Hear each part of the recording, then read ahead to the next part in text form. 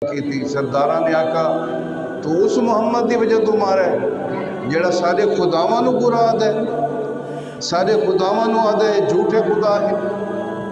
تو آپ غصے دی وچ ہیں، جلال وچ ہیں۔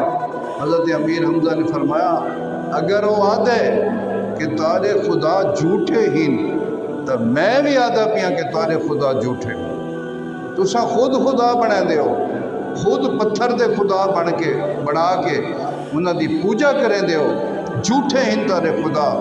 میں بھی اعلان کریں دا کہ اے کافرو، اے سردارو، تارے خدا جھوٹے ہن، محمد بھی سچے تے محمد رب بھی سچے۔ اور آپ نے اسے سرداراں دے سامنے کلمہ پڑھ کے مسلمان ہو گیا۔